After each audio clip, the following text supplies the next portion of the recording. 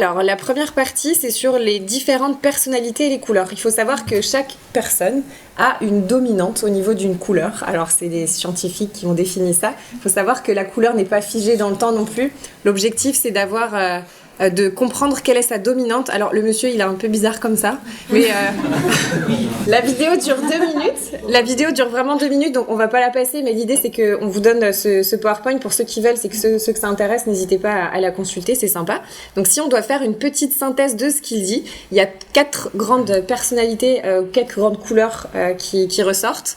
Le bleu frais, comme ils disent, c'est une personnalité qui est plus dans la compréhension. Le rouge ardent qui est davantage dans le challenge, dans le côté un peu plus piquant, on va dire. Le vert calme qui est davantage dans l'harmonie, c'est quelqu'un qui va essayer d'être un peu médiateur pour trouver des consensus dans un groupe.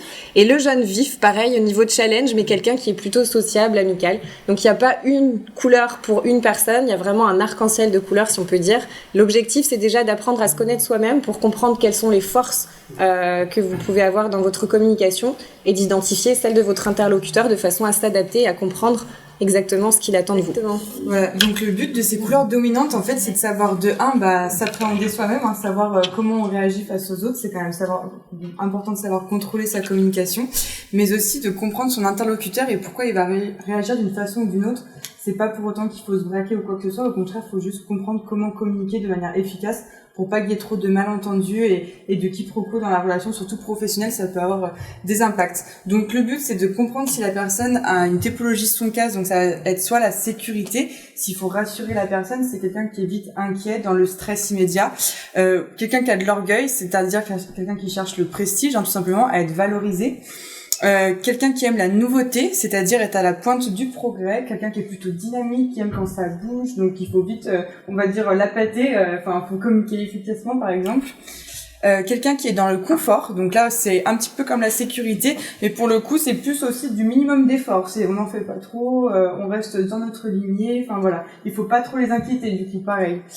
Et puis après il y a l'argent, bien sûr, ceux qui cherchent les économies, donc ça c'est les acheteurs surtout, service achat. La sympathie, donc lui il est plutôt sensible aux liens affectifs qu'il va établir avec sa marque, son produit, c'est plutôt des petits tips par rapport à ce qui peut l'affecter lui personnellement.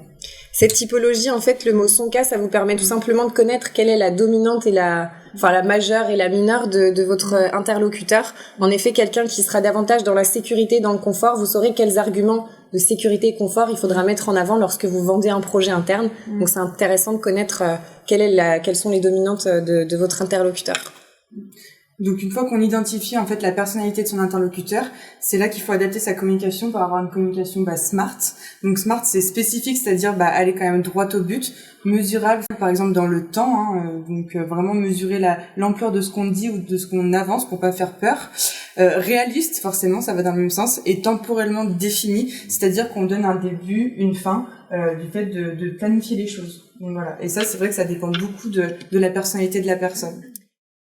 On parle beaucoup au quotidien et souvent on n'est pas forcément précis dans la façon de penser ou de faire les choses. Et là c'est un petit exemple d'une communication biaisée. Initialement on a la demande qui avait été exprimée par un client. Donc voilà, il voulait une balançoire avec 3 étages. En tout cas c'est comme ça qu'il l'exprimait. Et au fur et à mesure que ça passe dans les différents services, que ce soit le project leader, l'analyste, le programmeur, les achats, etc.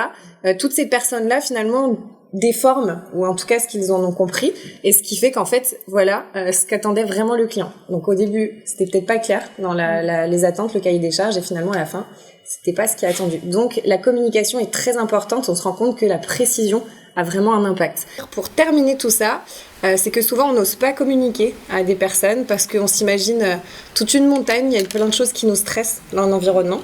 La petite bulle, c'est vraiment ce qui peut potentiellement nous arriver. Et la réalité c'est que ce qui nous arrive vraiment, c'est vraiment un point infime dans tout ce qu'on s'est imaginé. Donc vraiment, n'ayez pas peur, communiquez, trouvez les bons mots et puis apprenez à vous connaître pour connaître aussi vos craintes et pouvoir communiquer de façon efficace. Voilà.